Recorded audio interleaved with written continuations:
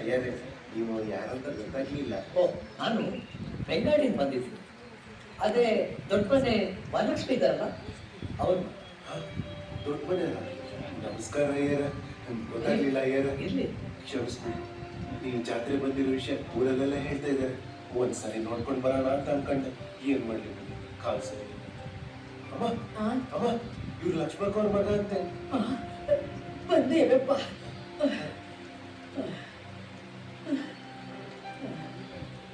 ನಮಸ್ಕಾರ ಅಯ್ಯ. ನಿಮ್ಮನ್ನು ನೋಡಿ ಬಹಳ ಸಂತೋಷ ಆಯ್ತು. ತುಂಬಾ ಸಂತೋಷ. ಸರಿ ಅಯ್ಯರೇ, ಕೂತ್ಕೊಳ್ಳಿ ಕೂತ್ಕೊಳ್ಳಿ. ಕೂತ್ಕೊಳ್ಳಿ. ಈ ಬಡವ್ರ ಮನೆಗೆ ಬಂದಿದ್ದೀರಲ್ಲ, ಹೇಳಿ ಕಳ್ಸಿದ್ರೆ ನಾವೇ ಬರ್ತಿದ್ವಲ್ಲ. ನಮ್ಮಮ್ಮ ಹುಟ್ಟಿದ ಊರಲ್ಲ, ನೋಡ್ಕೊಂಡು ಹೋಗೋಣ ಅಂತ ಬಂದೆ. ಹಾಗೆ ಬೇರೆ ಯಾವುದು? ಅಯ್ಯೋ ಇಲ್ಲ ಅಯ್ಯೋ, ಅಪ್ಪಯ್ಯ ತೀರ್ಕೊಂಡೋಗಿ ಇವತ್ತಿಗೆ 6 ತಿಂಗಳಾಯ್ತು. ಏನ್ ಮಾಡೋದು, ಜ್ವರ ಅಂತ ಮಲ್ತವ್ರು, ಮೇಲೇದೇಳೇ ಇಲ್ಲ. ನಿಮ್ ತಾತನ ಕಾಲದಿಂದನೂ ಕೆಲಸ ಮಾಡ್ಕೊಂಡು ಬಂದಿದ್ದೀವ ಅಯ್ಯಾರೆ. ಹಂಗ ಎಷ್ಟೋ ಜಾಗ ಇಲ್ಲ ನಮ್ಗೆ, ಏನ್ ಮಾಡೋದು? ಹೌದು ಇದ್ಬೋದು. ನಿಮ್ ಮನೆ ದಯೆಯಿಂದ ಅಮ್ಮ ಅವ್ರ ಜಮೀನು ನೋಡ್ಕೊಂಡು 3 ಹೊತ್ತು ಅನ್ನ ತಿಂತಾ ಇದ್ದೀವಿ ಅಯ್ಯಾರೆ. ಏನ್ ಕೊಟ್ಟ ನಿಮ್ಮ ಹೆಸರು? ಕಲ್ಯಾಣಿ. ಕಲ್ಯಾಣಿ. ಚೆನ್ನಾಗಿ. ಏನ್ ಓದ್ತಾ ಇದೆಯಾ?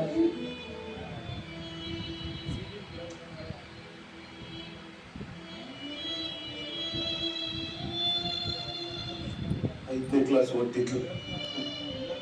ನಾನೇ ಸ್ಕೂಲ್ ಬಿಡಿಸ್ಬಿಟ್ಟಾಗ ಅಪ್ಪ ಬೇರೆ ಆಸ್ಪತ್ರೆ ಖರ್ಚು, ಕಾಲಕ್ಕೆ ತಕ್ಕ ಮಳೆ ಇಲ್ಲ, ಬೆಳೆಗೂ ಸರಿಯಾದ ಬೆಲೆ ಇಲ್ಲ. ರೈತರ ಪಾಡು ಕಷ್ಟ ಆಗ್ಬಿಟ್ಟಿದೆ ಅಯ್ಯ. ಇನ್ನೊಂದು ಸ್ವಲ್ಪ ದಿನ ಏನಾದ್ರೂ ಮಾಡಿ ತಂದ್ಕೊಡ್ತೀನಿ. ಚೇಚೆ, ನಾನು ಅದಕ್ಕೋಸ್ಕರ ಬರಲಿಲ್ಲ.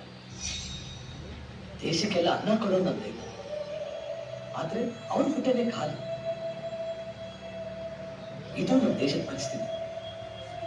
ಮಧ್ಯವರ್ತಿಗಳು, ದಲ್ಲಾಳಿಗಳು, ಇವರುಗಳಿಂದ ನೀವು ಬೆಳೆದಿದ್ದ ಬೆಳೆಗೆ ಸರಿಯಾದ ಬೆಲೆ ಸಿಗ್ತಾ ಇಲ್ಲ. ಛೇ, ತುಂಬಾ ಬೇಜಾರಾಗುತ್ತೆ. ನೀವೇನು ಯೋಚನೆ ಮಾಡ್ಬೇಡಿ. ಅಮ್ಮನ್ ನಾನು ಹೇಳ್ತೇನೆ, ನೀವು ಮೊದಲು ಕಲ್ಯಾಣಿ ಸ್ಕೂಲಿಗೆ ಸೇರಿಸಿ.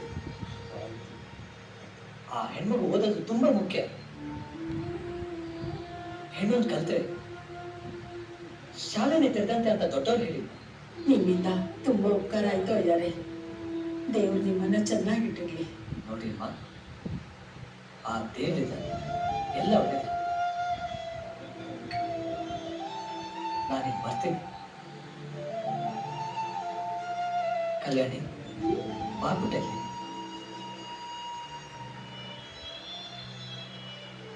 ಇದು ನಿಂತ್ಕೊಬಿಟ್ಟ. ತಗೊಳ್ಳಮ್ಮ, ಇರ್ಲಿ ತಗೋ. ಅಣ್ಣ ಕೊಟ್ರೆ ಬೇಡ ಮಾಡ್ತಾನೆ.